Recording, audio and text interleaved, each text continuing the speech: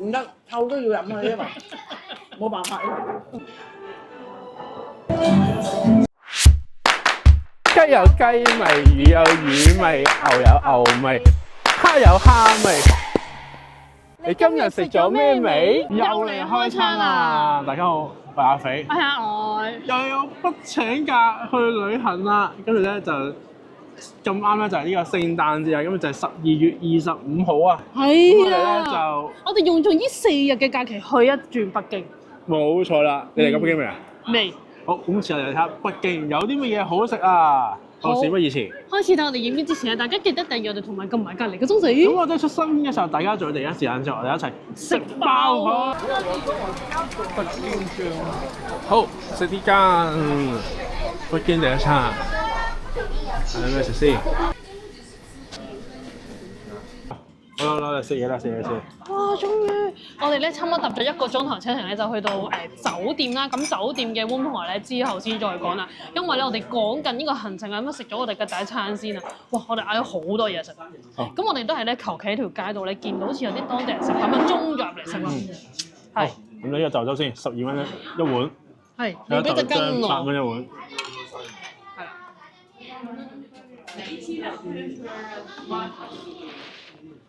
豆漿就甜甜地嘅，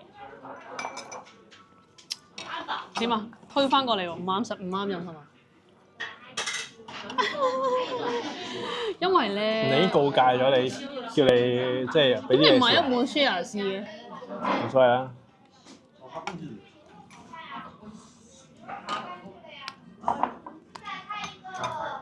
清熱解毒。啊！俾飲嗰個係豆汁。酸酸地，草青味。如果4人同行嗌一碗，每人試少少就夠啦。因為其實咧頭先職員都同我哋講咗，呢個個味道會比較特別少少咁樣樣嘅。餃子有30蚊一份嘅，咁我呢個雲吞咧就24蚊一份。呢隻雲吞皮咧，應該同水餃皮差唔多，係比較厚皮少少，即係唔同我哋平時食嗰啲港式雲吞皮。呢個發覺幾爽喎！爽得嚟又腍腍地喎，好味喎！呢個爆肚好似呢度出名。係啊，我試下呢個羊雜羊肉麵先。哦，你試燒餅啊？好似4蚊個，呢個燒餅1個4個人食都係可以，芝麻好香，係入面好乾身。我覺得個羊肉麵都唔錯，不過個麵質係會有少少彈牙嘅，就唔係腍嗰種嚟嘅。個湯都還，個羊肉咧就比較鞋咗少少，因為佢比較厚身啲。我整碗羊雜湯俾你試下。其實佢呢個羊雜湯好得意喎，裏邊仲有粉嘅喎。如果俾我知道原來羊雜湯裏邊有粉咧，我諗我嗌一兜就。我以為齋湯嘅，食過裏邊好似有啲豬潤嘅質感。即係羊潤係嘛？係啊。加咗胡椒。係啊，好似胡椒豬肚咁。好啦，阿肥終於清咗佢嘅豆汁啦。我都即刻望一望咩叫豆汁啦。原來咧，佢個豆汁係北京獨有嘅傳統小食，係由綠豆發酵製成嘅，帶有獨特嘅酸臭味。喺邊度寫喎？原來係配呢個椒圈鹹菜絲配搭食用。嗱，呢個 AI 講咧就話有養胃解毒清火嘅説法。好似醋咁啊飲啊，唔得，臭都要飲啊，因為冇辦法。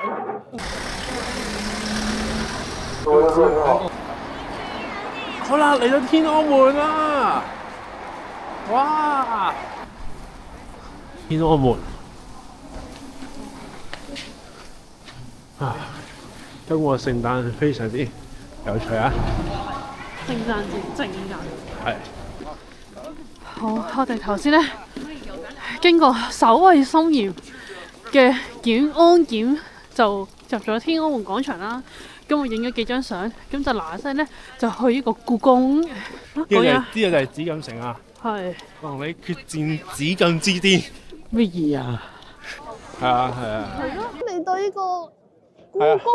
因為買個飛咧3點半就入場㗎啦。最遲咁。啱好搞笑啊！一班人着住嗰啲官服嘅人咧，一齊衝下咁樣，趕住因為最後。 Deadline Fighter 終於有嚟啊！一路行你成日都有好多唔同嘅人都會着住呢啲衫啊，化晒妝都幾靚喎都係咯。但係我留咗呢個衫留待一陣間嘅嘢。係啦，咁我哋呢度就好快行完一轉咧，我哋要走啊。咁我哋上門咧，事前咧係一個故宮小程式嗰度，係咪？係啊，就60蚊一位，不過咧好似係有老人票嘅。係。咁但係最終係冇買老人票嘅，原因就係話我哋唔肯定攞住回鄉證可唔可以買老人票。係啦，係啦，因為好似話老人票60歲以上就已經可以嘅啦。係啦，但係我唔肯定係咪要當地。所以安全而同埋我哋買翻正常嘅成人票啦。係啦。咁就成功入嚟啦，咁樣樣。時間差唔多25年，係啦，終於再一次嚟到呢個故宮。今日咧其實個温度咧都幾凍下嘅，好似係-1度、0度左右啦，係啦。但係我覺得咧呢個嘅-1度咧係舒服過喺香港嘅10度嘅。原來咧好多人咧喺嗰度前面呢個門口影相。好凍啊！我哋今次嘅主要睇到呢個故宮曾經嘅主人開會嘅地方，就呢個乾清觀啦。啱啱已經睇一睇咗裏面嘅龍椅啦。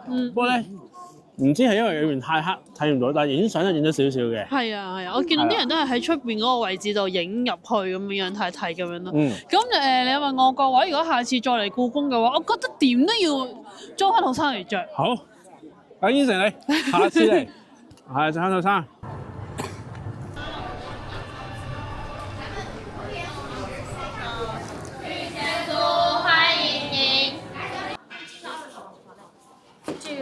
2樓。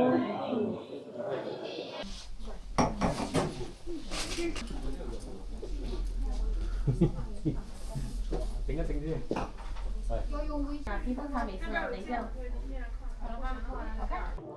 好啦，搖身一變咧，我哋咧已經咧化晒妝咧，換晒衫啦。咁我哋咧今次咧就喺個 Trip.com 嗰度網站咧就購買咗一個。咁其實 Trip.com 裏面都好多間咁，你最後揀咗呢個魚仙刀啦。咁呢個魚仙刀咧，咁其實都好分好多 package 嘅。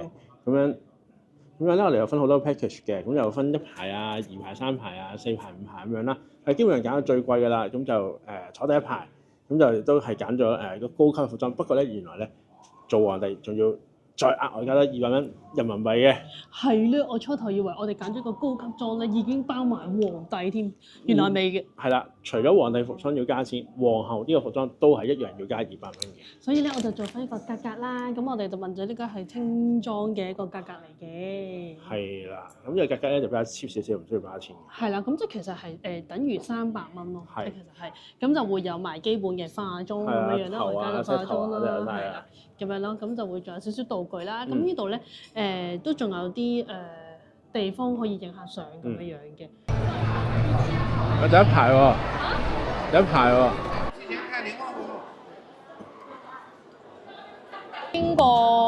經過一番又揀衫又化妝混亂之間咧，終於就可以食飯啦。咁佢咧就會7:08分咧就開始啊。咁所以其實而家已經介紹緊㗎啦。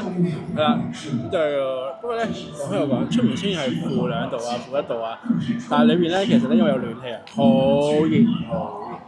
佢有個 locker 啦，咁可以自己擺咗一啲比較有啲褸啊、啲行裝就可以擺落去lock 住先咁樣。locker 就免費嘅。嗯。係啦，不過咧，哇真係好熱。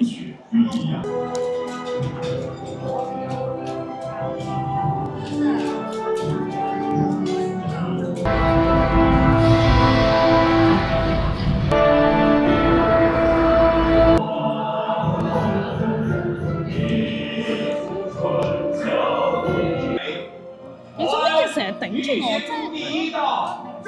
呢個女士其實都頂得人多啦，啲頭髮啲嘢，攞我 fit 下你啦。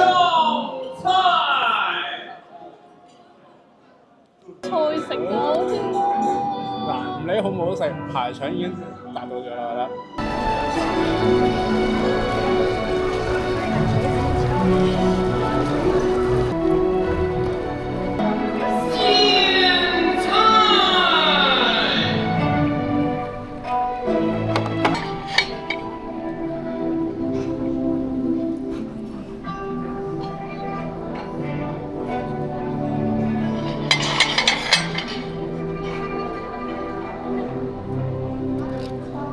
恭请各位解开红绳，为自己好运当头剪个彩。对，1的岛根，距今已有3000多年呐。嗰道菜係咩嚟嘅咧？好有儀式感喎，佢有啲有一棚人咁樣樣啦，跟住之後就喺你個位嗰度就上咗呢道菜咯，跟住就要揾個取波牛菇，我諗到好腍嘅牛肉，好濃味喎，但我覺得。有少少牛味。今夕是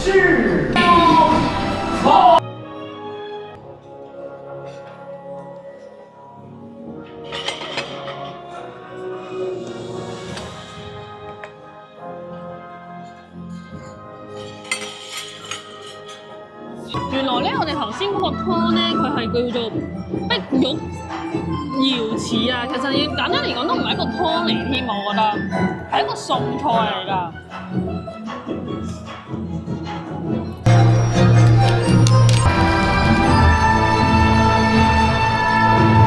好啦，而家好似出咗皇上啦、皇后啦，嚟緊就係皇太后啊，咁阿肥喺度影緊啦。咁而家咧就啱啱又上咗一道啦，咁但係咧佢係某幾道菜就會喺你面前度上菜，之後咧就會其實喺側邊上翻菜俾你咯。試下先，我呢個咧就有個海參湯啦，跟住配咗好細嘅白飯。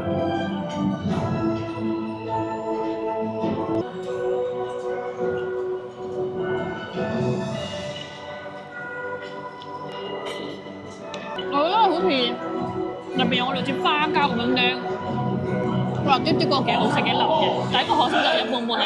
高牆，这道菜汇集生花针、海花针、青花针、草花針，高端名貴食材，採用多個工序烹製而成。佢介紹咗咯，我哋而家食緊呢一個咧係叫福壽康寧啊。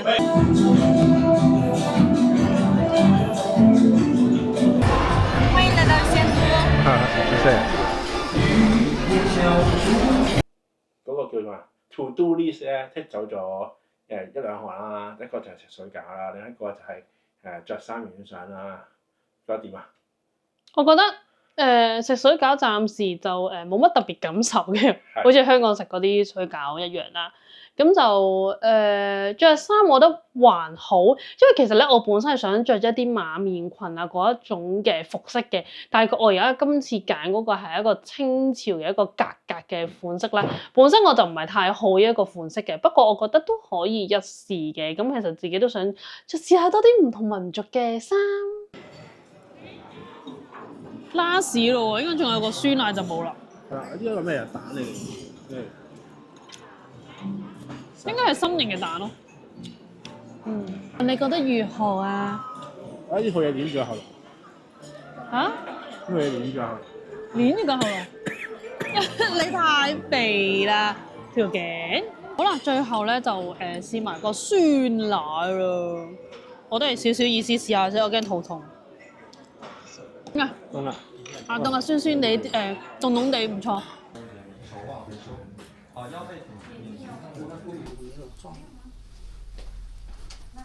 好，咁今次咧呢個行程咧就暫告一段落啦。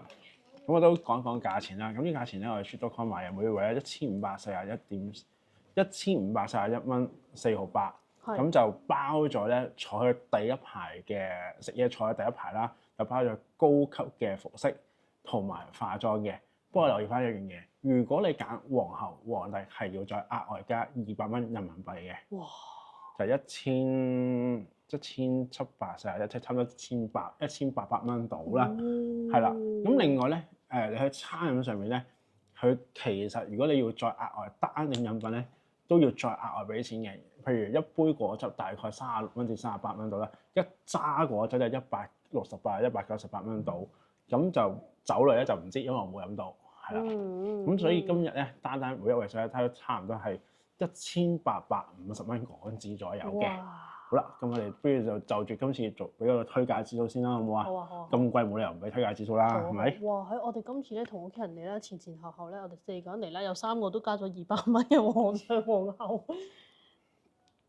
阿肥、阿外推介指數3分，即係加埋6分，係即係差唔多類似係值得一試嘅分數啦。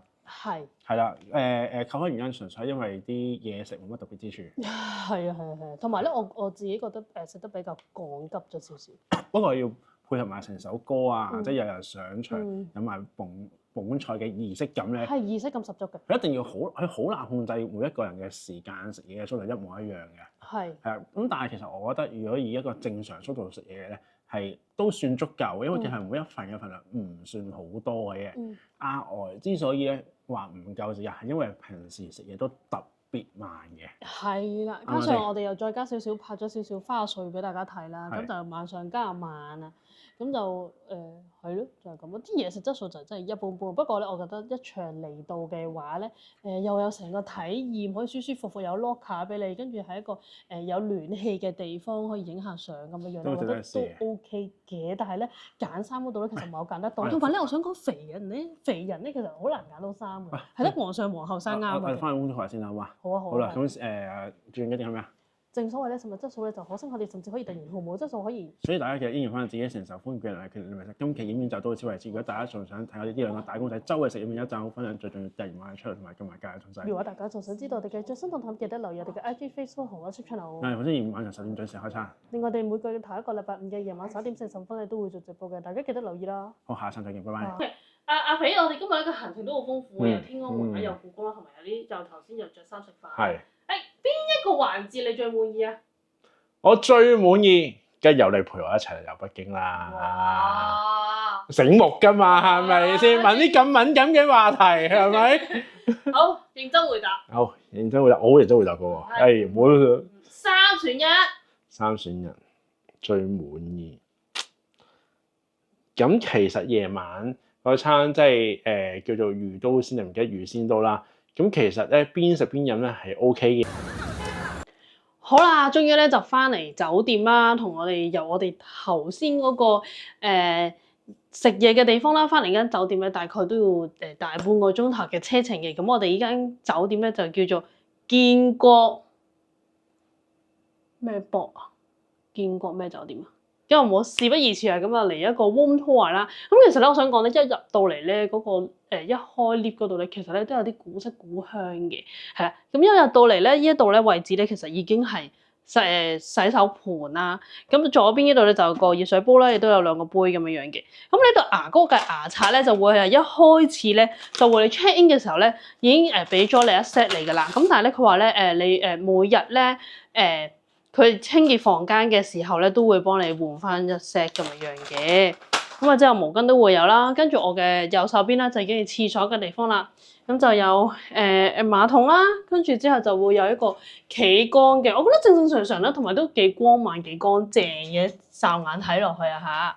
好啦，咁跟住之後咧，就行過少少，係啦，喺呢度就已經係牀嘅位置啦。咦，咁記得以為有翻啲古色嘅一啲設計咁樣啦，跟住咧呢對門一開，其實就係一個衣櫃啊，都終於唔係一個開放式嘅一個衣架啊，即係唔係一個開放式嘅衣櫃啦，都叫做有對門啦。咁跟住咧就好呢邊咧床嘅位置咧，兩邊都有啲插蘇嘅，係啦，床嘅位置咧都兩邊都有啲插蘇嘅，咁我右手邊呢邊咧就係電視機啦，同埋咧有張凳啦，咁就叫做有少少有個台面咁樣樣啦，咁我覺得還好。跟住咧呢度空間都幾闊落嘅，咁可以俾我哋擺到啲篋咁樣樣啦。咁我覺得，唯一咧有啲棘棘地咧就係呢度咧，因為係中央冷氣，所以佢係有暖氣嘅，好熱啊！我哋而家咁我哋都打去問過，佢話咧一係咧就你一係就選擇熄咗嗰個空調，咁就變咗咧就唔會再有暖氣出啊，咁可能咧就會好啲咁樣啦。咁我哋都熄咗嘅，暫時都還好嘅。過嚟，阿飛麻煩你 zoom 呢度啊，唔該。就係依間酒店嘅啦。好啦，咁就顧名思義，我哋住喺呢個王府井附近嘅。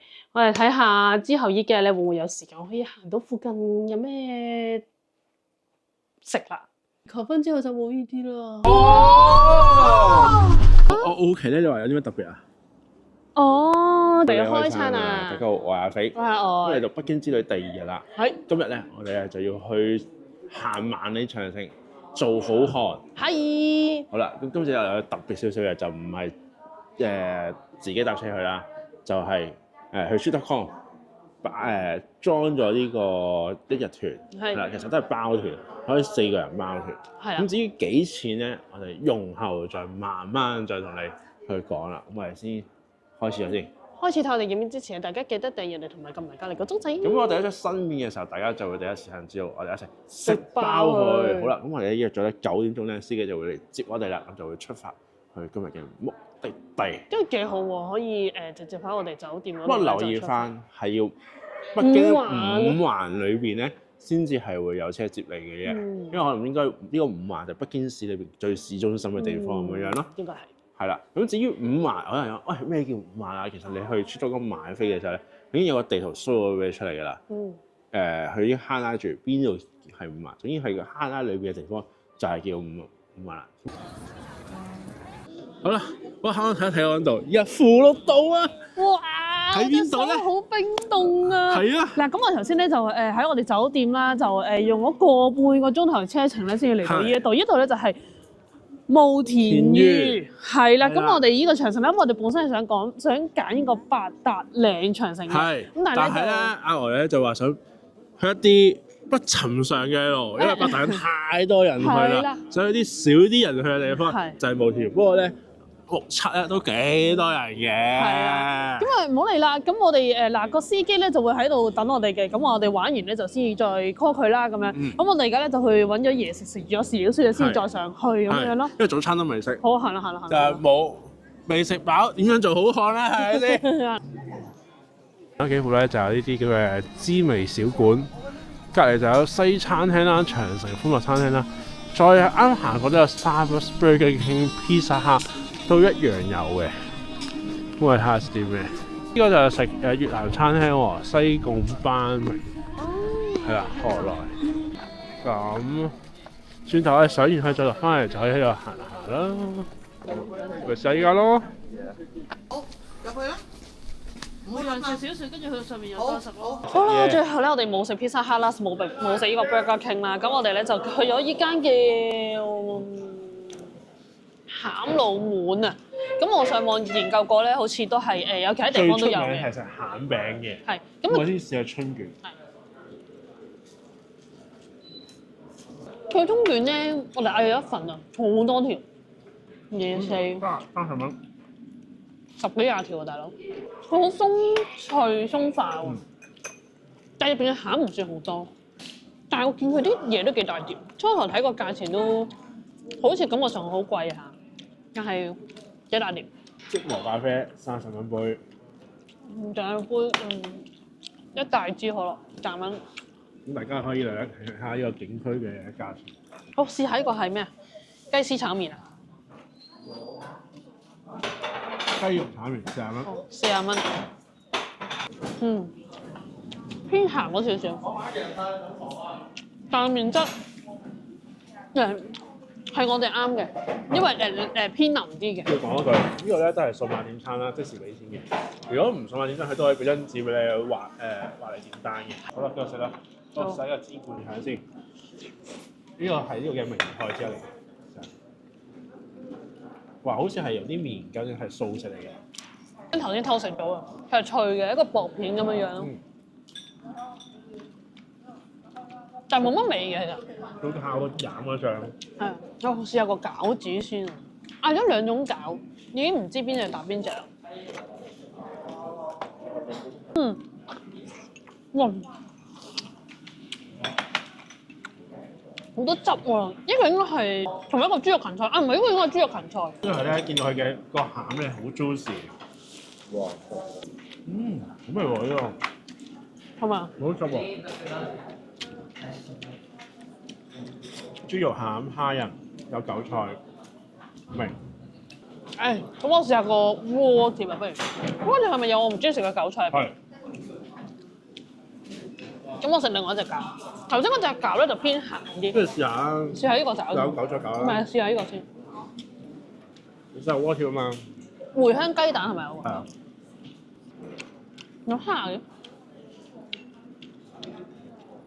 肉啦、韭菜啦，有好似有蝦，呢個咪韭菜嚟㗎？係啊，邊度到你食韭菜？但係韭菜唔係唔出嘅，同埋有蝦喺入邊咯。咩豉油鍋啫嘛？但反而我覺得呢個澳門餃子好食過呢個豬肉芹菜，豬肉芹菜個餡偏鹹。咩就係個回香餃子啊？鍋貼388。哇，都幾即係400蚊一個。不過旅遊區裏邊食。園區剩翻100蚊港紙一個啫喎，連幾入差唔多啦。好，我哋一陣轉頭咧就要行去，我哋行長城咧，我哋去長城咧，我哋仲要去搭一個叫擺渡車啊。咁咧，如果嚟嘅話咧，擺渡車嘅車費係要15蚊嘅。咁我哋要去到搭呢個擺渡車，就去咗另外一笪地方先可以搭呢一個纜車，就上呢個長城。咁當然你都可以選擇行上去嘅。其實依家可以行上去㗎。係啊。係啊，你行啦，你行啦。行一齊啊！我唔需要，我買咗飛㗎啦。係啦，因為我哋呢個團咧，佢已經幫我哋買咗一個入場券啦、擺渡車啦。咁但係纜車就要另外自己再佢會個纜車就會幫我哋買咗先嘅，但係我哋之後就俾翻錢。我幫你 cancel 你個飛唔得。唔使啦。好啦，我哋上擺渡車，幾多錢啊？15蚊一張好似。15蚊啦，係。係啦，咁就我哋行中間啦。即係旅遊巴。上面中間啊，中間啦。山东渡船方式啊，目前玉长城现阶段开发3000米，车景观已体现秀动渡窗，具有极高的历史价值和文化价值。咱们明代朝人民军代表的作用。喂，好啦，我哋搭咗5分鐘車嚟到呢個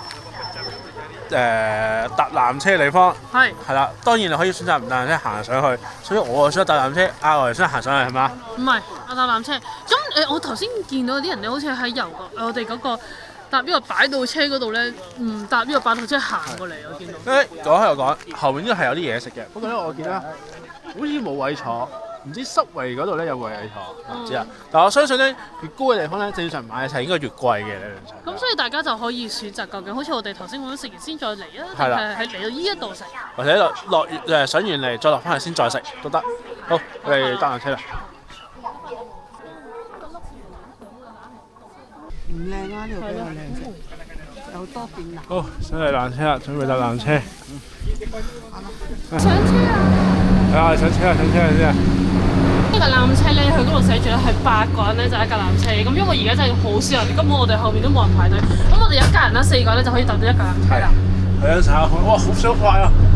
哦！仲話點解我哋唔兩個咁上一架咧？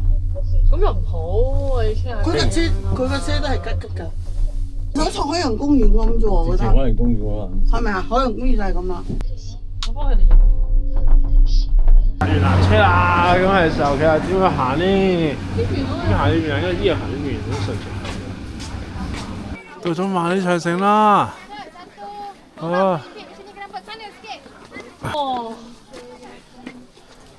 長城啦，大家睇唔睇到啊？哇！即係其中一小段嘅。錄緊啊！1、2、3。雞有雞味，魚有魚味，牛有牛味，蝦有蝦味。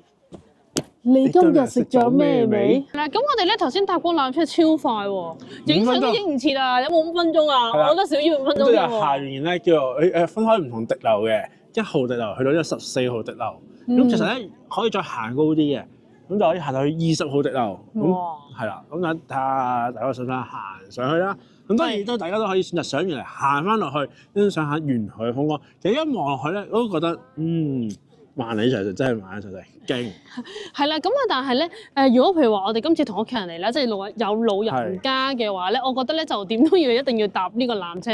纜車上、纜車落啦，同埋其實因為咧沿途就算你上纜車之前咧都要行一段路仔，上纜車之後呢度咧，好似我哋行上呢個台道都要一段路仔，所以咧其實我覺得影完咧去過可以走得㗎。嗰個纜車係點樣？幾多錢嗰啲啊？140蚊來回，係咁樣你買完之後，其實就會係去咗你嘅回鄉證嗰度嚟㗎。如果你預先買嘅話，有即場買我就唔知啦，因為係預先買定咗嘅。即係預先透過我哋跟呢個一日團咧，佢會預先問你咧係咪需唔需要幫你買？咁樣幫你買嘅時候，俾你啲回鄉證啦，賣俾佢啦，咁樣就會幫你輸入去回鄉證啦，憑你嘅回鄉證就可以進入到呢個長城啦，搭纜車啦咁樣。有咩感想啊？我終於嚟到呢個長城啦，不過感受冇嗰種我諗住會又唔會話好感動嘅，不過咧終於叫做體驗到啊！人哋話讀萬卷書不如行萬里路，一萬里長城啦，OK。揀嚟㗎喎。係，咁都叫平時咧聽人講就講得多啦。咁以前讀書又讀得多，就有呢個萬里長城一個景點啦。咁啊都終於嚟到嘅，原來都真係幾長嘅喎。你沿住呢個座山咧，係全部都係一個長城嚟咯。咁你覺得如果未嚟過長城，應唔應該嚟一次？都要嚟一次，不過咧就記得一定要買纜車飛，呢個唔少得嘅，140蚊俾佢啦。喂，呢邊。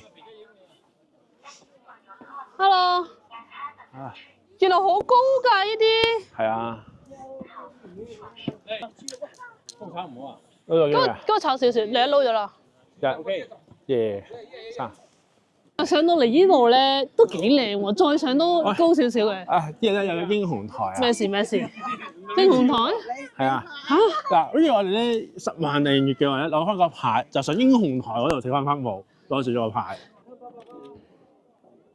入，嚟望住。唔知呢條友又做啲乜？大家。好舒服㗎！不過喺下面留言話我知，究竟亞海度做緊乜嘢咧？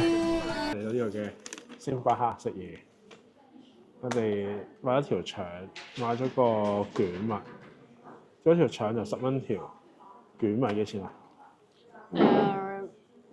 ？50蚊兩個，25蚊一個咯。25蚊一個。OK。個腸咧，我覺得腸衣好韌。咁係辣辣地嘅。嗰蛋佢唔係乾身咁嗰啲嚟喎。係嘛？咁有個蛋餅咧就有可以揀蝦啦、牛肉啦同雞腿肉，都幾好食喎一個雞腿肉。好。OK 啦，呢個25蚊 OK 啦。咁大家睇我哋身後就知我哋到邊度啦，就係鳥巢啦。係啦，呢個搭咗1個鐘頭車啊！咁呢個咧亦都係佢嗰個行程裏邊咧就有個叫鳥巢啦。我好奇咧，你話有啲咩特別啊？只不過係因為嗰陣時我哋好似係鳥巢開幕啦，奧運嘅2008年咧奧運咧就喺個鳥巢嗰度開幕啊嘛，我哋記得嗰陣時咧係好似正式表白嘅。08年表白咩？唔係咩？死啦，唔記得咗，唔係咩？08年相識，不過唔係講過先，唔係08年咩？08年相識。08年相識。中6中7啊嘛。中6中7。係啊，10年我先入大學嘛。08年。啊，我記得啦，唔係。係。就係依個啦，你08年相識。唔係，我記得啦，我嗰陣時咧，呢個係鳥巢開幕啊嘛，記得嗰陣時咧就係中午放榜嘅日子嚟㗎。咁第2個司機就係咁講，我相信都有啲料到啩。我哋2個司機都咁講。係先。肥仔攔住咗。好啦。搖身一變嗱，頭先咧就去完呢個鳥巢啦，咁啊都搭咗差唔多個零鐘頭車咧，諗住咧就去呢個前門大街嘅，不過去到中途，司機話咧又突然間又再講翻一次，要食全聚德一定要食呢一間，就係和平門店嘅呢一間啦。係啦，咁由於我哋琴日咧搭呢個call 車嘅時候，嗰個司機咧都話咧，如果你哋要去食全聚德嘅話，就要食呢一間分店啦。咁所以我哋2個不約而同，2個司機都講喎。咁啱經過喎。係啦，咁啱經過又講喎。不如。對於我哋嚟講係咩啊？食咗先算啦。係啦，咁所以就叫個司機不如你唔好去喎，你唔好帶我去前門大街啦，我哋嚟咗度食咗先。依家唔好講笑，依間分店咧冇乜遊客嘅喎，係都幾多地道嘅人喺度食過。於是係佢係幾好食，因為就算我屋企人咧，因為好多年前嚟過北京都話：哎呀，冇去食正宗嘅北京全聚德啦。咁我哋就嚟食下啦。其實本身咧就唔係話，即係其實本身就唔想食全聚德嘅。阿肥係上網揾到一啲其他都話好似出名食啲名。所以簡單嚟講，依家即係佢大眾點評聲稱為烤鴨第一名，唔係全聚德啦，總之就係另外嘅一間。所以本身唔係想食呢間嘅，不過哎呀，你見2個司機都話喎，就食下啦。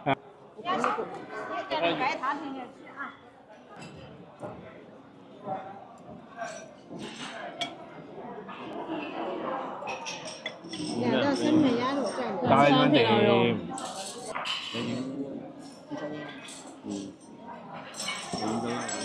點大嘢嘛？佢哋要拍啲細個俾人睇。好，事不宜遲，食片皮鴨。好，我哋包住食，咁我就咁食先。我食啲餸頭餸尾先，就咁。哇，唔係喎，我應該食個牡丹先。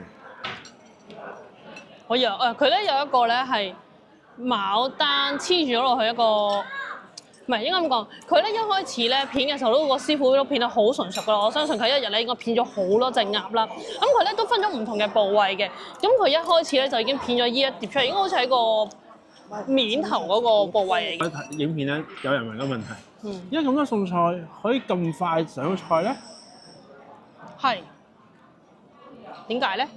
哦，頭先咧佢咧一開始咧嗰個線都有講話啊，不如我整一塊俾我哋睇下點樣食啦咁樣，咁我就好啦，咁啊，你哋咪抄嚟？每人加啲落去，咪抄咗咯，唔係咁整嘅咩人哋？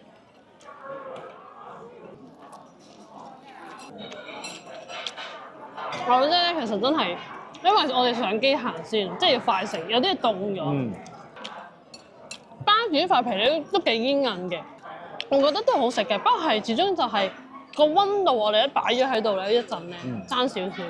不過講真嘅，呢塊本身佢個片出嚟個皮咧，冇去到好鬆化，即係冇去到尖沙咀我哋食嗰間希和雅苑嗰種咁鬆化嘅程度，係爭啲啲，因為佢冇咁卜啊。但因為佢咁油膩，因為再油啲，個油嗰個鴨嘅鬆味再強啲。嗰個好膩，因為就冇咁膩。但係我中意嗰個多啲。好，咁我哋試下嗰個鴨胗啦。好啊。落去，跟住又加啲火落去咁樣。唔硬嘅。唔係，呢個係火療鴨心啊，鴨心嚟嘅佢呢個係。但係呢個心咧就比較腍。係啦。即係點？冇乜味咯，我覺得。好，阿肥你要試咩啊？你試呢個係香拌鴨胗啊。呢個鴨胗有少少微微地辣嘅，偏爽脆，但係咧，我覺得有少少牛。小炒牛又有啲啲咁多辣辣，還可以又唔算話好鹹，微暖。呢個咩嚟㗎？呢個咩嚟㗎？拍青瓜，爽甜。佢叫酸辣黃瓜。係啦，酸酸辣辣，但係嗰個味道好爽甜。係啦，咁又另外仲有過時蔬啦。我再俾生菜都 OK 嘅。仲有呢個加28蚊加工費嘅椒鹽烤鴨架，好肉嘅其實。係咯，其實有冇肉食唔食到嘅咧？我想講。我覺得幾椒鹽，有啲鹹。我覺得啲肉都有少少鹹嘅時候，烤完。喂，鹹啊，鹹啊個味。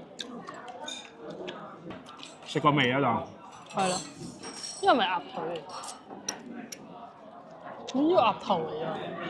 我頭先想講嘅甜品就係講呢個咯，幾得意。咁其實呢度仲有一隻嘅，因為我哋嗌個三文餐啦，就會有3隻呢啲酥鴨嘅。咁呢個屋企人食咗啦，咁啊而家有2隻，同埋咧仲有呢間娛樂啊，即係酸奶嗰啲咁嘅樣咯，就為咗3間嘅。我都想認真咧研究下咧，有冇得買翻香港嘅，一陣睇下。而家頭先就咁睇堂食，好似30幾蚊5隻呢啲。佢中間個位咧有個餡，好似係咖喱個餡，我覺得有少少似咖喱角客嘅餡。呢個甜品全名叫咩名？唔識讀，唔知咩開心鴨。我想睇下點讀個字啊！我唔識讀，你次次自己都唔識讀，直叫人哋讀。你識唔識讀啊？好啦，再總結先啦，不如。好啊。好，先講一講呢個餐幾錢先。係728蚊人民幣嘅，咁但係因為好似唔同嘅 account，可能有時都會再有平少少，幾錢啊？720蚊人仔。哦。跟住再加埋28蚊嘅加工費，即係748蚊。不過我唔知仲需唔需要加呢個茶價，加得優惠嗰啲啊，唔知啊。咁我哋都俾個推介指數先啦，好嘛？好。阿肥。額外推介指數3分。2分。即係加埋就5分。本身都俾2分嘅，不過加多1分咧係因為呢間嘢唔係有差唔多160年嘅歷史。我係俾佢嘅歷史。我係俾佢嗰隻酥鴨幾得意嘅，即係我講緊頭先嗰隻呢隻酥鴨幾得意。同埋另外2分咧，我哋俾佢個片皮鴨都係都係一般水準之上嘅，因為都有啲清脆嘅感覺。但係未去到好驚豔嗰種咯。又咁講，其實你未嚟過北京嘅話，啲人都話全聚德要試嘅話，咁都可以試一次咧。但係我覺得如果你唔係話太話一定要試全聚，可以試下其他都 OK。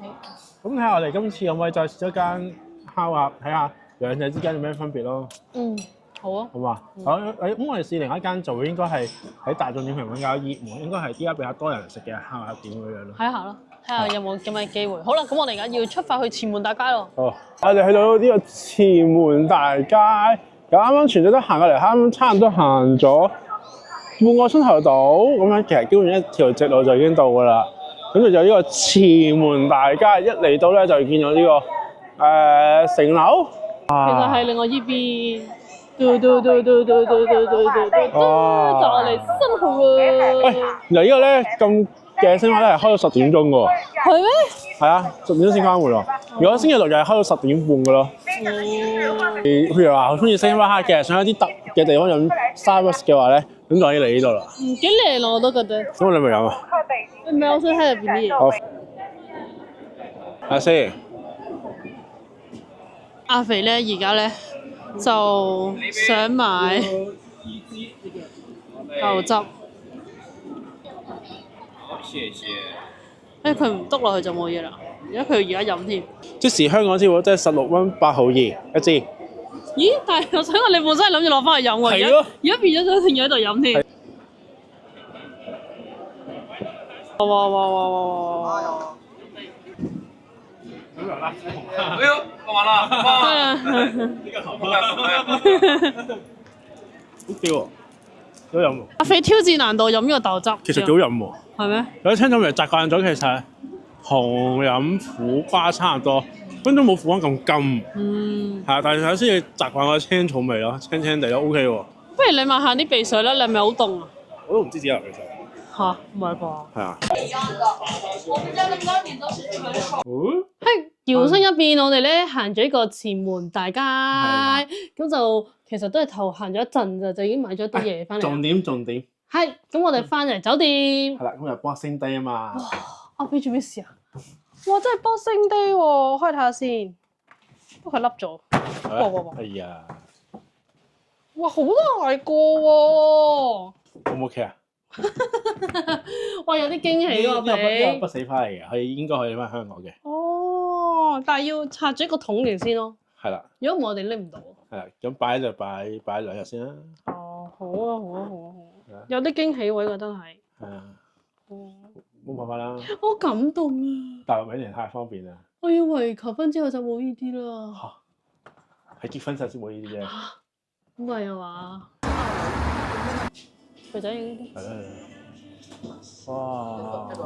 啊嚇！呢個係咩話？好正喎！呢個係咩？好啦，最後咧，我哋咧就嚟咗呢個叫唔知係咪讀南街，唔識讀啊，係啦，咁就地址會擺翻喺下面啦。咁因為咧司機咧琴日嗰個司機咧都有講到啦，呢條街咧係主要係食一啲夜宵啊。咁所以我哋頭先特登喺酒店咧就搭咗車咧就過嚟呢一度。同埋出名食小龍蝦啊！一落車其實已經見到好多專門食小龍蝦嘅店。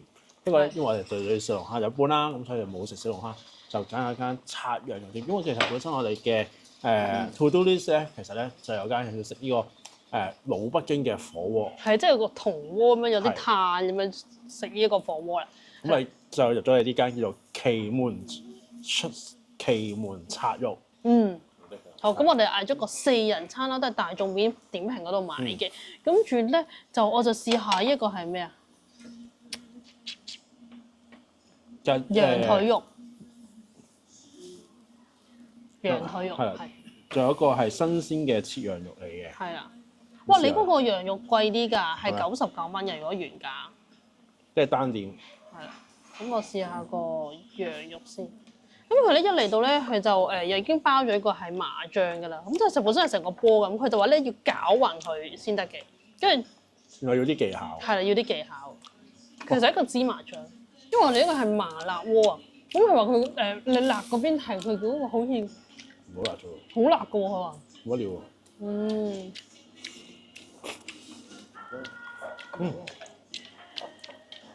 呢辣係青椒嗰隻辣啊！係啊！我嗰個咧羊肉咧羊腿肉咧有啲筋嘅，但係我覺得都唔錯。不過咧，我覺得加咗啲芝麻醬落去咧，唔係好酥嘅喎。我食呢個雙層牛咧，佢哋都會有啲筋咯。我覺得牛咧有少少筋嘅都有。好啦，咁佢呢個套餐咧，除有羊有牛之餘咧，亦都有烤魚、鴨血，響鈴、豆腐，仲有個菜嘅拼盤，仲有呢一個燒餅。阿肥咧而家試緊呢個就係燒餅啊！嗰個係叫做奇門特色火燒啊，係網友推薦 Top 3啦。好多芝麻，好香。係跟住咧係脆皮嘅，內裏咧係鬆軟得嚟咧，係好綿密嘅佢嗰個質感。係啊。呢啲燒餅就真係麻麻地。好，咁我哋食完啦。係。好，食講講呢個套餐嘅價錢，36蚊。436再加，咁436。係啊。除4，即係109蚊一位。點解要啊？我覺得係嗰個大切嗰個羊肉好食啦，咁但係其他就覺得一般般啦。即係叫做試過呢個形式嘅火鍋咁樣咯。係啦，咁我哋嚟緊都仲有一個火鍋嘅。係。咁就再試下啦。好啊，咁。哦，咁咪今期片差唔多喎，最重要係乜嘢啊？正所謂咧，食物質素咧就可生可裂，甚至可以突然毫無質素可言。所以大家依然翻自己承受風險嘅權利咪啫。咁今期影片就到此為止。如果大家仲想睇我哋呢兩個打工仔周圍4片1賺到分享，仲要訂閱埋出嚟同埋今日隔日鐘仔。如果大家仲想知道我哋嘅最新動態，記得留意嘅我哋嘅 IG、Facebook 同 WhatsApp channel。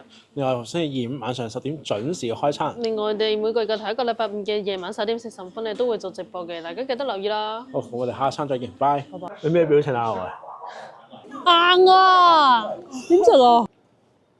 又嚟開餐啦！大家好，阿肥。愛。好，今日咧我哋嚟到北京之旅第3日，聽日就翻香港啦。咁樣咧，我哋咧今日咧第3日咧食啲咩咧？就我哋原來我哋嚟到北京咁多日咧，都係冇食過炸醬麵嘅。係啦，今日亦都有司機就係推介一間叫方磚廠66號、69號啊。而家69號。係69號嘅炸醬麵。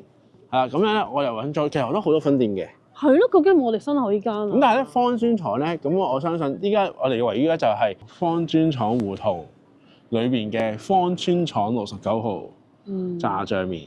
究竟係咪真係依間咧？我真係喂，咁佢擺明方磚廠，方磚廠胡同正常啦。但係冇人食過，冇人食過。好滿晒喎，睇咩㗎？米其林嚟嘅喎，依間。係啊。開始同我哋影片之前，大家記得訂閱我哋同埋撳埋隔離個鐘仔。咁我哋新片嘅時候，大家就會第一時間之後我哋一齊食飽喎。好，入去就係身後啦。Go！我哋啱啱咧由酒店過嚟咧，就搭車咧，差唔多去咗成10幾20分鐘，因為要兜嚟兜去又塞車又成咧，都幾繁複下。喂，燒屎台灣啊！好啦，個炸醬麵咧都幾快嚟到，佢一嚟咧已經擺咗啲配，話你做咩？擺咗啲配料喺度俾我哋啦，跟住就去等個麵啦。咁其實喺度都冇得選擇㗎，都係得炸醬麵。一嚟到問你係咪一樣會咁樣咯？好，我試下個麵先。因為我哋問係咪全部掉晒去，咁佢話個炸醬咧就會可以你哋攞一半試下味道先。真係唔夠味喎！啲麵質係煙韌嚟嘅，但係又唔會話韌到咬唔開，直嘅都腍嘅，唔得係腍。但係如果我中意腍咧，我覺得我中意再腍啲。個醬咧，個醬咧我落咗一半啫，但係咧其實我覺得個味道可以再落多少少。係啊，梨湯嗰度寫住自家製啊，而家有呢個。係啦。幫你進嚟試下先。好清涼嘅喎，又唔係好甜嘅喎，都唔錯喎，係熬出嚟嘅喎 ，OK 喎呢個可以飲。咁另外仲會有呢個酸梅湯。咁唔特別試啊！好啦，食完啦。係25蚊一個炸醬麵，仲有嘅8蚊嘅梨湯同埋呢個8蚊嘅酸梅湯。嗱，呢樣嘢，嗰麵咧，如果唔夠係可以逐麵逐醬嘅。係。應該唔可以啲菜冇得逐㗎啦。係啦，咁啊如何啊？食到呢個炸醬麵？嚟到北京就得一試。唉，其實去旅行你咩都要試下啦，係咪咁講先？係，唔係嘅，有時試到有啲真係服服地可以唔使試嘅。咁我覺得我自己其實咧就不嬲都唔食炸醬麵嘅，咁我覺得都 OK 咧，係個麵質真係爭啲啲，即係如果啲人真係好中意食腍嘢，就呢個唔啱咯。係啦，真係唔啱你咯。係。係啦。凍。哇！哦，其實呢度啊，呢度。係咯，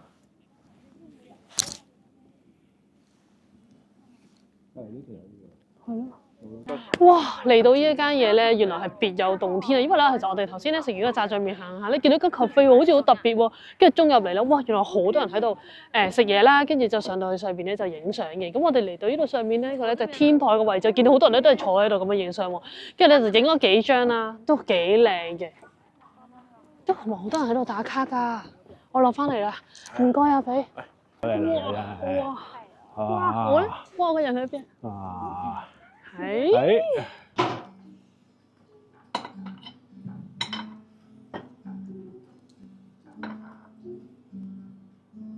拍一套片片啊！佢個包包遮。好啦。頭先影完啲好靚嘅場景咧，咁就咧翻返嚟我哋嘅座位度，因為呢度咧好搞笑，全部人咧都係擺低晒啲嘢就走咗去影嘢啦，跟住就翻返嚟嘅時候，已經啲嘢就嚟齊咗啦。我哋去邊度買嘅？呢間店咧就係圓古本屋啊。咁其實咧，我呢個套餐咧，其實就係大眾點評買嘅。咁佢就會係有4人餐同2人餐啊，即係單人餐都有。咁我就買咗4人餐。咁因為咧，其實有分開春夏秋冬。每一季都有一道嘅甜點代表嗰個季節嘅。咦？我哋4人餐嚟㗎？其實2人餐嘅啫，係啦。跟住咧，佢就有茶啦，茶好似係6揀1嘅。係。咁我揀咗老白茶。係。因為我好似老白茶比較健康少少。咁佢就話浸完之後咧，大概好似幾秒唔知10。已經濃晒咯！我哋而家要倒出嚟，你倒出嚟。Cheers。咧係茉莉。好難讀嗰啲字。茶酥。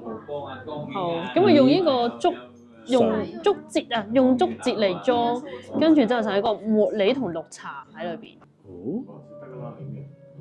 哇，好香茶味啊！好香茶。呢個我就係咁中意呢啲茶配啲茶嘅甜品，呢啲先係㗎嘛。好味呢個。呢個好味啊！其實咧，我覺得佢個 menu 都好特別。得幾樣嘢嘅。哦，佢呢個係豆乳茶糕啊！豆乳係嚟自中國，用新鮮嘅豆漿製成嘅。跟住夏天食咧就會係清熱解暑。嗰度寫住柚子開心果嘅喎。哦，面頭少少開心果碎。佢個柚子有酸味咧，酸酸甜甜咧幾出嘅，但係又唔話真係好酸到攬埋，皺晒眉頭嗰隻，但係酸味好明顯嘅。係。試下先，即係酸嘅。哇，酸啊！我皺眉頭啊！好，嚟呢間8月桂花香都好出名嘅中國好茶店，送茶一流啊！大家自己睇下價錢啊！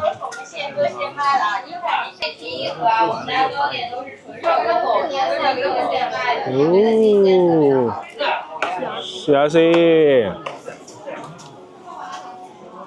呢個係並不是假甜，幾自然味道，咁係有啲煙韌。12蚊一粒喎。係啊，呢好啲啊就。哇！買下啲糕點，68蚊一盒，120蚊兩盒，就6個一盒。哦，幾好啊！呢個咁樣，很好很好。不過都唔平，市邊樣都係市邊樣。試啱先買。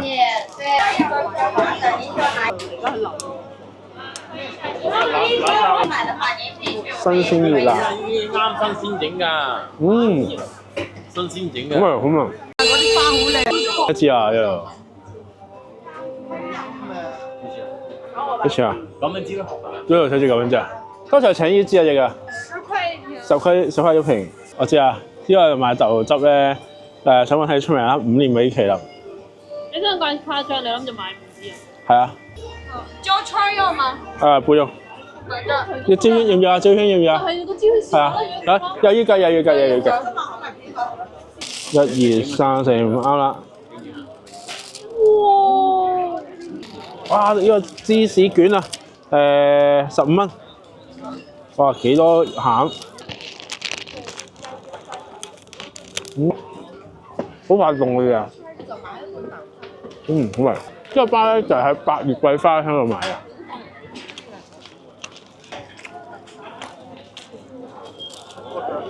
咖啡其實係咪好難飲？點解你要一次過焗飲晒佢咧？太酸啦！哦，即係唔好飲啊！呢個係咪依家？唔係好飲嘅，都好酸一齊，就酸啲。嗰隻啦，再勁啲。嗰隻。係啊，好啦。啲喎，因為佢。嗯。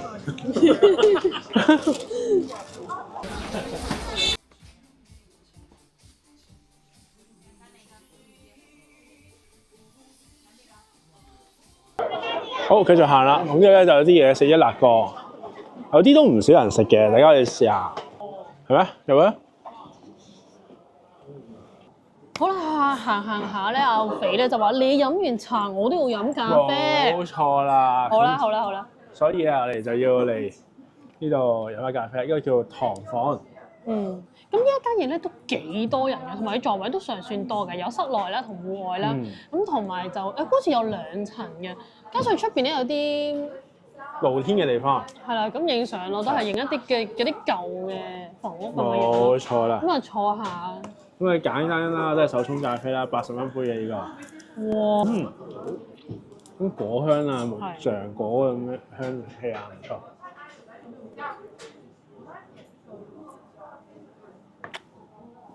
咁前飲豆汁定飲佢啊？兩個都唔飲。但我呢杯咧係豆腐腦啊嘛，但係佢冇豆腐花嘅，因為係豆腐腦嘅辣啡嚟嘅。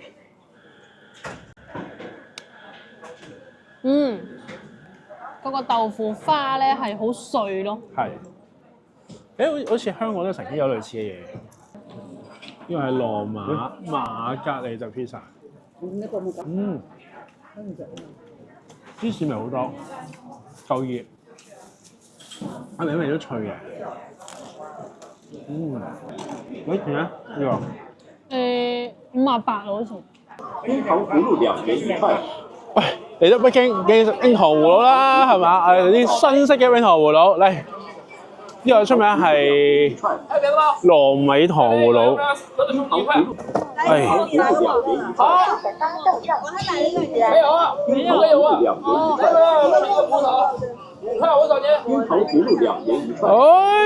就糯米葫蘆，咁計埋就7蚊。有少少理氣。咁試呢個山楂2蚊串，咁其實有個大串嘅，即係比較傳統一啲就5蚊串嘅，咁少少地試下就算啦。酸酸甜甜，開胃啊！係啊，好新鮮，其實佢咧好似好健康嘅咁 feel 咯。OK， 試埋呢個糯米葫蘆。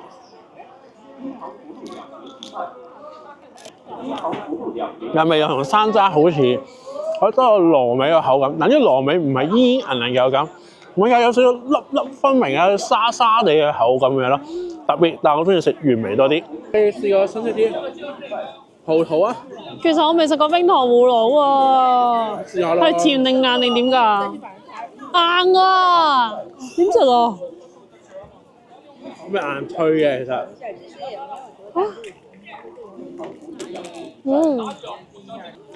但係佢嗰個糖係堅硬喎啊！但係佢食嗰個提子又幾清甜喎，咁幾得意喎！第一次食冰糖葫蘆，咪都幾有趣。同埋佢啲2蚊串細細串2粒試叫做試下有呢個冰糖葫蘆。OK 啊！我哋嚟到呢一度咧，其實我哋頭先喺嗰條街啦，行完咧行到呢個位置就已經係鼓樓，亦都係其中一個景點啊！係啊，你啱啱同我講嘅嘢一模一樣㗎。真係㗎？嗰點幾靚啦！呢個鼓樓。係啊。嚇，咁我繼續行啦，我哋去呢個煙袋斜街高。好，我哋呢個煙袋斜街啊，嚟行下。背景呢度有啲文創啦、驢打滾啦、老北京烤碟啦。嚟啦呢個全聚德。我哋嚟到呢度咧，應該什剎海嚟啊！呢個就係，係啊，呢個什剎海啊！哇，大家睇下幾多人！好啦，咁我哋嚟到咧什剎海嘅後面啦，哇，超多人啊！原來係啊！穿過咗個煙袋斜街咧之後咧，就係見到呢度，哇！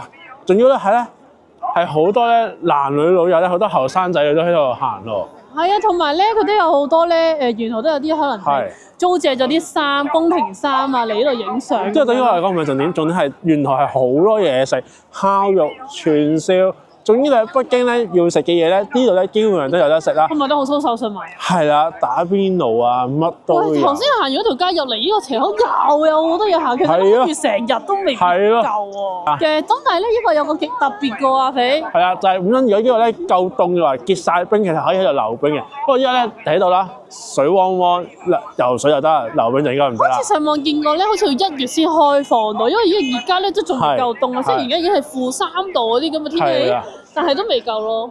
係，但係我上嗰邊我上網睇咧，好似要100蚊一張飛啊！係嗰邊咧結咗一半㗎啦，不過結唔晒嘅，係咪啊？嗰個反光嘅。即係上網睇咧，要100蚊一張飛好似。唉，如果我嚟得呢度，100蚊俾佢啦，都照玩啦，係嘛？問題係冇得玩啊嘛，係咪先？嘅明信片，咁之後就會寄翻去香港啦。咁啊寫嘢啦，就10蚊啊15蚊。 ，15蚊。好啦，好啦，放啦，一齊放啦。嚟 ，OK，好，生意興隆。唔知記唔記到啊？係啦我地址寫得好亂啊！ OK，go go go。目前為止，聽日就翻香港啦。暫時你嘅 to do list 月仲有啲咩未做啊？其實我都仲想咧，着一啲靚靚嗰啲，唔知係漢服定咩嘢，就入一次故宮，因為我都覺得影相係幾靚嘅。好，即時播。嚇，唔係我哋唔夠時間啦，下一彎啦。啊，好啦，到啦，我哋今晚嘅晚飯。小心樓梯。點樣去咧？我哋去咗邊咧？餐廳啦，叫做孫貴分分櫃貴鼓樓丸子清真。係啦，咁佢呢個咧其實係有出邊嘅位置啦，同埋咧頭先咧一入到嚟咧有笪地方咧係可以望到個鼓樓咯。係，係啊，都幾有特色嘅。係啊，呢個咧就係阿肥之前已經一早就揾咗呢間嘢啦。係，不過當然我目的食係因為係一個放題啦。嗯。當然如果你唔食放題單嘅話，就可以 request 出面嘅一個包廂，佢包廂係一個打卡網紅嘅包廂嚟嘅。都係。可以喺個星空嘅地方，又睇到鼓樓咁樣地方。係啊。佢仲要係有個帳幕帳住佢咧，你唔怕哇好大風好凍啊咁樣。係啦，但係嗰個係要散叫先入得坐。但係咧，由於呢度啲天，由於呢度啲去到室內位置有暖氣咁，所以就有啲飲啲凍嘢。不過其實佢呢度都係唔算好凍。唔算好凍係嘛？嗰啲文創嘅規則，時間冇特別限定嘅，佢就好似5點會開始可以食㗎啦，咁就好似10點幾嘅。頭先遲咗啊。係啦，咁就呢度咧玩法就係海鮮咧就限量嘅，其他肉類啊前菜就可以任食嘅。咁當然啦，不要浪費啦，最重要都係。哦，這些是不是全都是可以炸去的？可以去的。然後蘸料的話就是麻醬，好，中間是麻醬，麻醬，然後多椒醬、海鮮醬。海鮮醬，海鮮汁、多椒醬、麻醬。的話是烏梅釀番茄，中間加的是烏梅，外邊是番茄。這個的話四方粉燒牛龍肉，外邊裹的是花生碎和辣椒，但是不辣，微微辣。係嗰個套餐啦，咁就有一部分嘢食，因為除咗魚咧，其他嘢都可以任食嘅，係啦。咁每樣試下啦，而家嚟咗啲冷盤咯，哇！嗰啲唔係我哋㗎喎。我見再貴啲咧，佢係會係多啲海鮮嘅，係我哋嘅。嚇！咁多嘢食？認真嘅咩？認真係我哋嘅。哇！好靚喎！哦，好，嗰陣食個番茄咧就比較偏酸嘅，呢個先啊。係咩？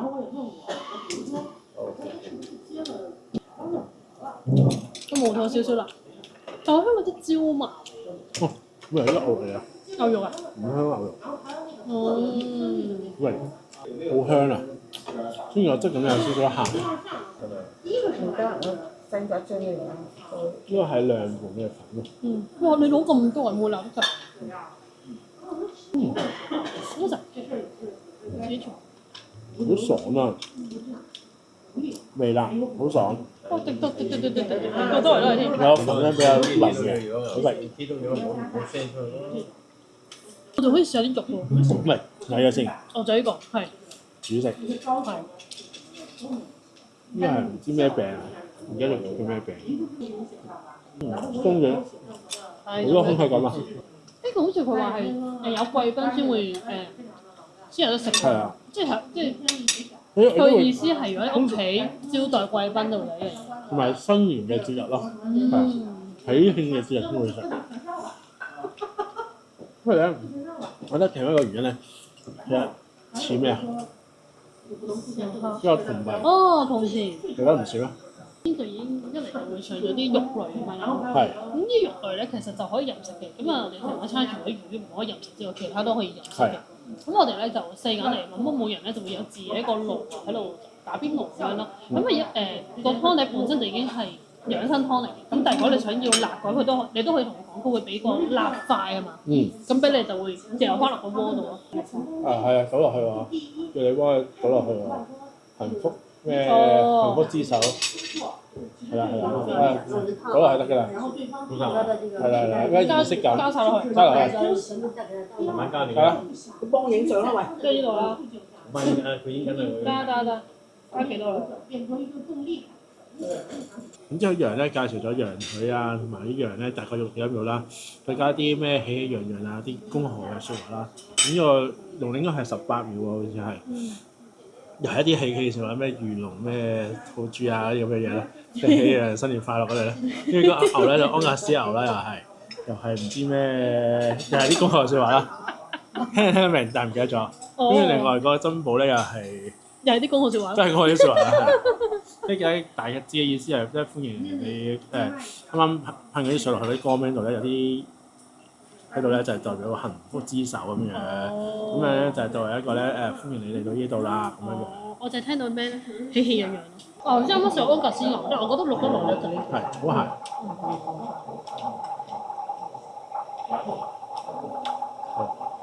呢個吊龍咧，我覺得個牛味太重。係嘛？但係嗰個質感咧嚇。係啊，我諗我應該要錄得耐咗，一陣再錄多輕。好，就錄1至2分鐘。咁嗰時候試下，你唔食嘢嘅？學住衰定咩？唔係，因為我錄緊個牛肉丸啊，未得。好食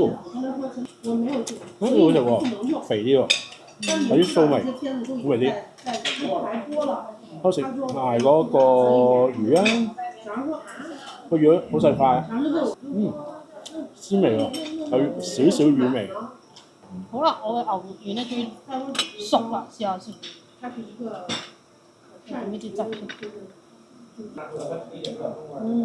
哇！佢應該係新鮮嘅牛肉，兼且一個魚味，所以佢唔係彈牙嗰隻質咁嚟㗎。好啦，我試下嗰啲菇菌類啊。啲菇好好食啊！你呢個香港實在係好好食嘅，試下。呢個係咩菇？黃金耳。黃金耳啊，耳仔嘅耳。哇！好似啲乜汁凍啊！有少少爽，但係外表就即係黃色嗰啲，唔應該講佢質感啲膠膠地、漿漿地咁嘅質感。我就有嗎啡粉嘅味，黑色嘅，當佢係啊。呢肉哇，俾啲咖啡嘅味道。不過隻膠膠地質感麻麻地。啊，啲嗎啡粉好爽啊！嗰種味喺入邊。我都覺得我覺得旺仔菜好食啲。跟住咧就有兩隻主食嘅，一隻係手工漿水麵，一個係西北手工麵片。麵片咧好細塊，但係咩啊？嗰啲湯係有少少微微地辣，我覺得幾好味嘅。我試下呢個另外一種啦，好酸㗎喎個湯底。係咩？好得意。個麵質就黏黏嘅。好，甜品有生果啦，有橙啦，奇異果啦，粒粒呢個藍莓啦，有個撻，有一個好明顯係酸奶嚟嘅。咁上面有個字句啦，係啦。好啦，咁樣咧我哋食完啦。價錢咧就除翻開咧，就357蚊人仔嘅一位。呢個係邊啊？大眾點評買啊？係啦，咁就魚就一份啦，咁其他嘢基本上可以任食噶啦，但係冇包嘢飲嘅。好。可樂要另外自己加。12蚊一罐。好，俾我推介指數先。阿肥。額外推介指數。3分。2分。加埋就5分。係。好，咁我扣緊原因最主要，我覺得係佢嘢有冇得飲啦，係跟住同埋佢嘅打邊爐款式比較少啦，所以而我俾推介原因，佢啲肉同埋服務都幾高質下嘅。哦，你已經講晒我想講嘅嘢啦。但點解你唔俾合格佢咧？因為真係個種類好少，得幾款肉類啊，係又麻麻地啦。係啊，雖然其實我都嗰啲菌類咧，其實都應該都幾高質下，不過食落去就因為唔係好啱我口味。哦。甜甜蜜蜜是属於就是自然發酵的，未來發酵的甜胚子。唔使俾錢嘅，伴手禮啊。伴手禮。係啊，即係俾你攞翻去，即係可以咧自己食，因為我有介紹咗隻 show 俾人睇下。哦，我哋頭先嗰啲係其實依啲嚟㗎。啱啱嗰個酸奶裏邊就少啲食啊。哦，我仲以為係啲咩藜麥嗰啲嘢添。我係加落個酸奶度食㗎喎。如果唔加落酸奶度食咧，就加入3至4倍嘅淨水。係啦，加適量嘅糖，冷藏保存1個月。冷藏點樣拎翻去咧？我哋擺落去雪櫃雪住先啦，酒店都有雪櫃嘅。叫做其實今日主要都係行呢個什剎海呢個附近嘅一個區域，咁但係裏邊咧其實真係好多嘢行。行運啊！即係我都提議，如果大家想嚟北京咧，可以揾1日啊或者半日喺呢度行下食下嘢。飲下咖啡啊，咁樣都 OK 嘅，我覺得係。係啦，同埋咧我哋之前嗰啲司機咧都有講到啦，佢哋當地嘅北京人咧，即係當地人啊，都會嚟依一度去行街啦，咁就會係即係年輕人多啲啦，咁樣啦。反而咧一啲遊客區，譬如話前門大街嗰啲，佢哋咧就會相對會少啲行嘅，咁所以大家可以不妨一嚟呢度。不過咧佢有啲不過你行多咁上下咧，重複性都幾大嘅。係。好多都係賣冰箱貼啦，亦都有好多都係冰糖葫蘆啦咁樣樣。不過但係咧，佢咧唯一嘅唔同咧就係佢全部譬如啲咖啡啊、茶飲店咧，好多時都係啲四合院裏邊嘅。佢裏邊都有唔同嘅四合院，就算即使同一樣茶飲店都好啦，你都可以入去欣賞下佢啲建築物咧。呢樣嘢喺香港係比較少見啲嘅。打卡一流。打卡一流，冇錯。所以點都要去。好啦，我哋快啲翻去直播啦，不如。好啊，好啊，好啊。都片已經差唔多啦喎。最重一點，正所謂咧，食物質素咧就可深可甜，成就可以毫無質素可言。所以大家記住翻自己承受風險嘅權利咪先。今期影片就到此為止。如果大家想睇呢兩個打工仔周圍食嘅影片，記得讚好、分享，最重要訂閱我哋 channel 同埋撳埋隔離嘅鐘仔。如果大家仲想知道我哋嘅最新動態，記得留意我哋嘅 IG、Facebook 同埋 WhatsApp channel。另外，我哋逢星期二晚上10點準時開餐。另外，我哋每個月嘅第一個禮拜五嘅夜晚11點45分咧都會做直播嘅，大家記得留意啊！好，下一餐再見，拜。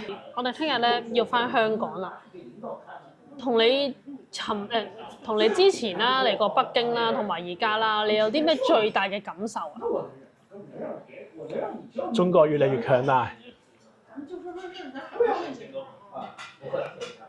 你咩表情啊？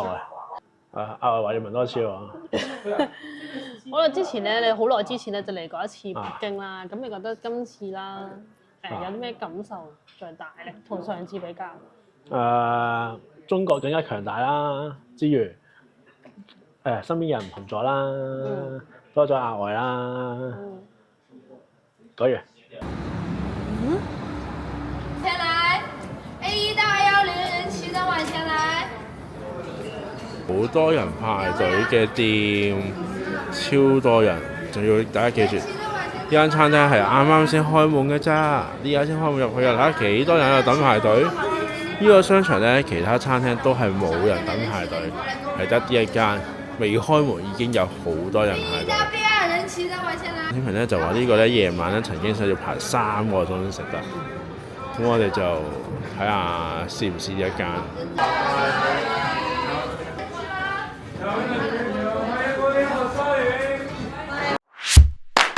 雞有雞味，魚有魚味，牛有牛味，蝦有蝦味。你今日食咗咩味？有嚟開餐啦！大家好，我阿肥。我係愛。咁嚟到北京之旅嘅最後一日啦，一陣間咧，我哋食完呢一餐就要準備翻香港啦。係。翻香港之前當然要食翻餐好㗎啦，係咪先？啱啱本身咧就諗住咧係喺銀泰嗰個商場食呢個青年星傳，都係點知原來咧1月1號先開。咁啊，行過對面喺呢個北京 APM。係啦，咁就咧本身咧係諗住食好似大董啊、細董啊嗰啲咩乜董乜董啦 ，OK， 係啦。咁但係咧，我哋經過身後呢一間叫做浩海火燒雲泰家菜，應該用。點知咧就發覺哇，未開門啲已經有人排隊喎。係啦，上網一睇，原來曾經呢度咧係一個目前嚟講係最熱門嘅一個排隊王嘅餐廳。夜晚曾經咧係呢幾日嘅事嚟嘅，都係睇評價啦，係排咗3個鐘頭，所以對於我哋嚟講，即時轉軚試一試究竟係咩料先。咁我哋事不宜遲，開始睇我哋影片之前，大家記得訂閱你同埋撳埋隔離嘅鐘仔。咁我哋出新片嘅時候，大家就會第一時間知道我哋一齊食爆佢。好啦，咁依家咧啱啱都睇，我哋已經點咗餐啦。咁其實佢嘅 menu 咧，主要都係以一啲邊境啊、雲南啊、泰國啊，即係雲南菜為主多咯，係啦。同埋辣嘢啊。係偏辣多，不過咧，佢落單嘅時候嗰個都講明㗎啦，微辣等於中辣。即係等於我哋平時食嗰種啊，真係好辣啦。我相信不辣等於少少辣。好，咁我哋而家翻去入去。呢度咧，好迷你，以為冇火裝假狗，其實裏面有一炭喺度。好似炭咁嘅嘢，因為佢哋都係熱嘅。但係咧，佢有啲嘢食咧係寫明係冇得免辣啦、少辣咁樣樣嘅，係辣㗎啦，仲有啲2-3個辣椒嘅添。咁啊嗌咗2樣嘢咧，好似都係辣嘅。咁冇辦法，因為肥我係想食啦，同埋我都有啲興趣嘅。辣唔辣？好腍喎！辣唔辣啊？好腍。你都話辣。好味。好啦，我飲呢個先。呢個係米酒啊。即係咪自家製㗎？自家製嘅米酒。唔係啊，咁又影唔到佢。哇，好甜喎！我呢個好解辣嘅呢個。應該係。哇！我覺得個豬腸腍到有啲冇咬口喎。咩啊？腍到冇咬口啊！即係你一係讚賞定唔讚賞嘅？麻麻地。即係中意有啲咬口啊？唔係你。豬腸有少少嚼口先得㗎嘛。有少少。佢講到係咩？好食到會尖叫嘅荷包同埋睇下有幾尖叫。好得意喎！裏邊咧嗱，一睇就知辣㗎啦。你下面就有啲菜喺度。嗰啲叫咩萵筍絲啊？可能係。我哋包埋一齊食咧，好特別，呢個係冷盤嚟嘅，係萵筍絲爽嘅，因為啲蛋香，其實冇想像咁辣。呢個係咩啊？肥泰味炸五花肉串，49蚊一份，有5串。哇，脆喎！香港。脆啊！哇！我以為啲肉係脆喎。睇下先。因為睇個樣衰好乾，其實佢又真係乾嘅，不過佢有啲位咧係整到好脆口咯。嗰啲菜咧會黐住咧係幾多號嘅廚師，係咪有問題就揾翻個廚師咧？好似有啲壓力嚟嗰個廚師咯。我試個米線先啦。米線好辣喎！我勸你就唔好食米線先啊。好似好辣。係啊，因為米線係最辣㗎。叫咩啊？整米線啫。小鍋米線。呢個都上網睇咗㗎啦，出名係食呢個小鍋米線。啱啱我問個職員咧喺度介紹小鍋米線同埋嗰個土司銅鍋油燜雞嘅。咁我實就燜雞啦，我就食。咁小鍋米線咧細一份咧就38蚊，試下先。米線好滑啊！腍唔腍啊？腍啊！好辣都。唔少辣。呢個辣啲。肥腸辣啲。肥腸辣啲。我食咗個燜雞，我覺得薯仔燜雞咯。可能因為我哋冇嗌辣啊。咁嗰個雞腍唔腍啊？有冇雞味啊？辣唔辣啊？我覺得我嗰個雞咁樣好都有啲蟹嘅，個薯仔好綿嘅。我覺得就可能我哋冇嗌辣咧，所以冇嗰種野味啊。係咩？呢個黑三剁炒紫塊啊，36蚊一份，咁咪貴喎。少少微微辣，咁呢種腍嘅，但都有少少煙韌嘅口感。好，咁我食埋個飯啊，唔知咩鬼族啊，雞肉腩飯，試下先，好似人哋嗰啲粥咁啊，哇，好清喎呢個飯，突然之間咧覺得喺呢個辣中一點清啊。都未會有呢個。係啊，佢落咗好多葱啊，所以食葱嘅人先好嗌呢度啊。我覺得黑嗰啲雞肉係嘛？有味喎，啲咩嚟嘅咧？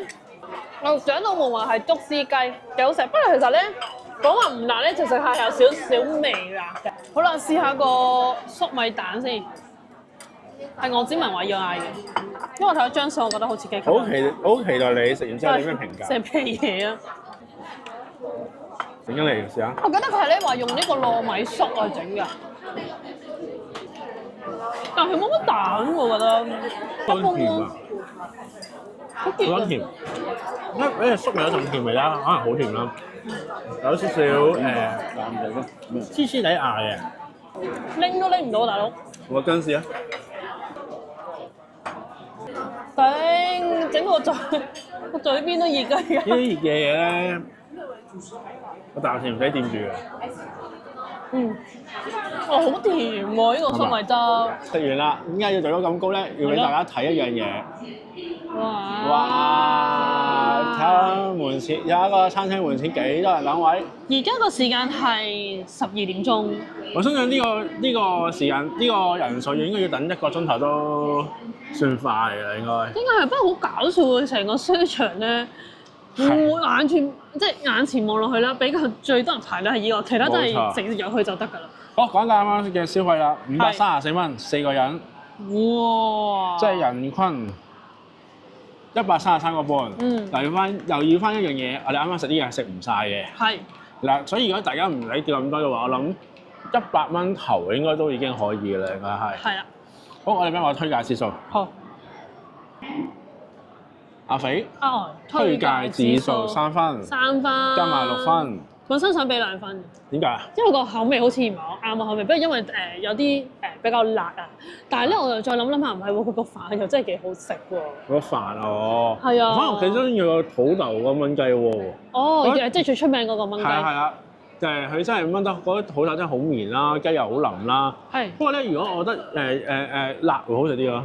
係啊，所以我覺得如果大家食得辣嘅朋友，真係不妨一試一計嚟嘅，因為我覺得加咗啲辣落去，應該係會再風味好啲。冇錯，同埋我見到好多人咧都係攞嚟送飯嘅。係啊，嗌咗嗰個鍋雞即係燜雞咧，跟住嗌一碗飯。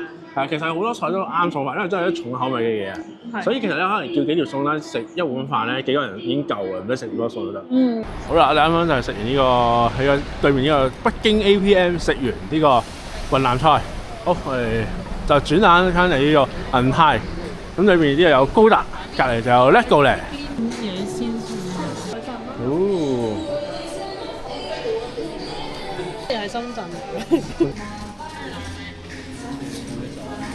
好，咁樣咧，我哋就入咗嚟機場啦，終於時間非常之趕啦。係啊。原因就係咧，雖然我哋係咗一啲時間，不過咧，去安檢咧都被非常之仔細啊，嚴謹啊，大家記得加緊啲時間咧去做咗啲安檢啊，check in 咗先啊，咁樣先至再入到嚟先食嘢。不過咧，唯一嘅入到嚟咧選擇唔多。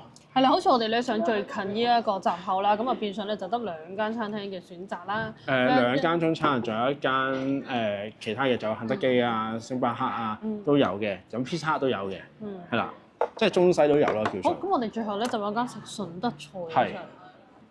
香港菜啊！順德小館好似尋味順德小館。係啦，試下先。咁啊，呢個咧就係農家細個啊。哇！個胡椒味好重喎。好暖啊！不過咧，我想講入到個機場咧，都有啲熱啊。係啊，估唔到一個負幾度嘅環境裏邊，有一個地方係好熱，真係好熱。想着短袖衫啊，大佬！大家嚟北京冬天嚟北京，記得要好好咁規劃着衫嗰個情況，一定要預一啲可以除嘅衫先得。我試個蝦餃先啦。好，試下蝦餃。我試個咕嚕肉啦。呢度都有啲點心食。個咕嚕咧加幾薄嘅，但係佢裏邊咧有啲乾身。我反而覺得個蝦餃幾好，個蝦餃皮咧唔算好厚，入邊都有蝦，亦都爽口。呢個咧其實係蟹黃小籠包嚟嘅。我講晒啲汁啊！差啲醃起咧都麻麻地。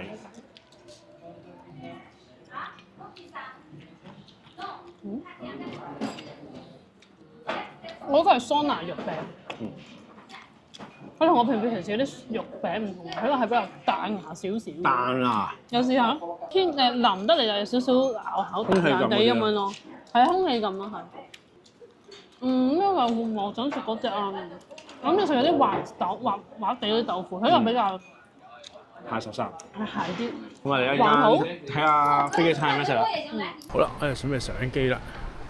啱啱就食完嗰個常德菜啦，咁就呢家就去到 E23上機翻香港。